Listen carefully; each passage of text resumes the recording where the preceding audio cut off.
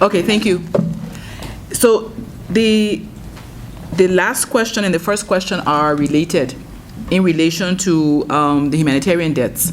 Since 2013, we have had 134 deaths of humanitarian workers in South Sudan. 134. Those 134 people were mostly fathers.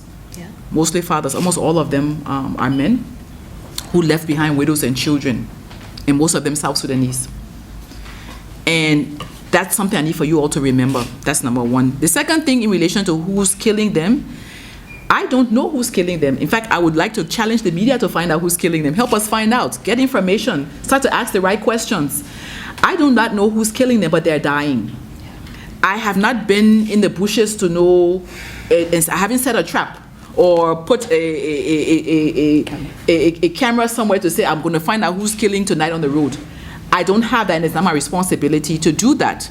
It's government's responsibility to provide safety and security for all South Sudanese, for all foreigners, and for all people within the borders of South Sudan.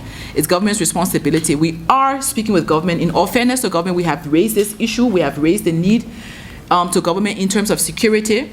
We continue to dialogue with government on this, but we also need for government to really start to hold people accountable, to investigate and understand who's doing these killings and hold people accountable and start to set an example. Because I believe if we do start to identify and start to take people and hold them accountable, it will be a deterrent, and others will stop killing as they have been doing. So that's one.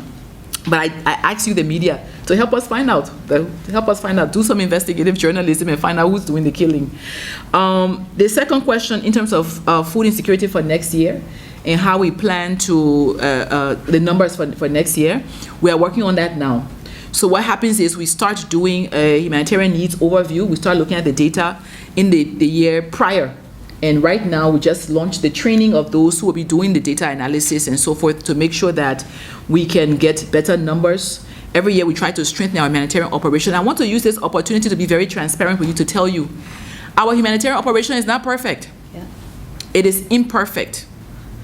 I am one leader who will tell you the facts. It's imperfect.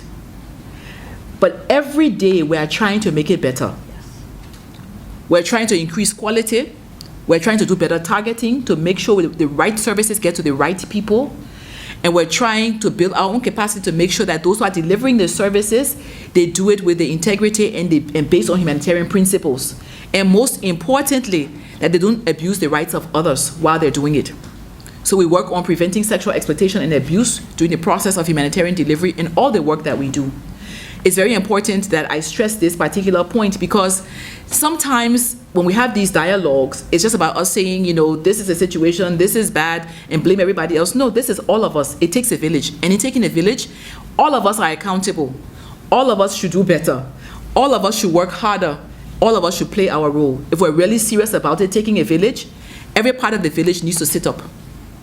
Every part of the village needs to hold itself accountable to continue to do better by the people of South Sudan. We are here for one reason only, is to save lives as humanitarians. For development actors, we are here to work on the development agenda.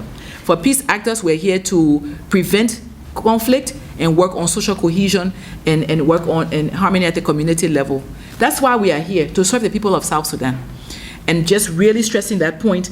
And in terms of whether or not I've reported the people who have been doing the killing, I don't know who they are, so I haven't reported them. But every case of death, we do make a statement about it, we do report it, and we're going to go further.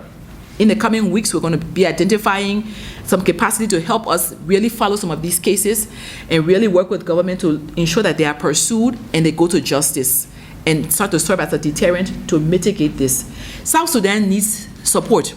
South Sudan needs donor funding. South Sudan needs the international community to help it. And international community is not encouraged when those who they fund are killed.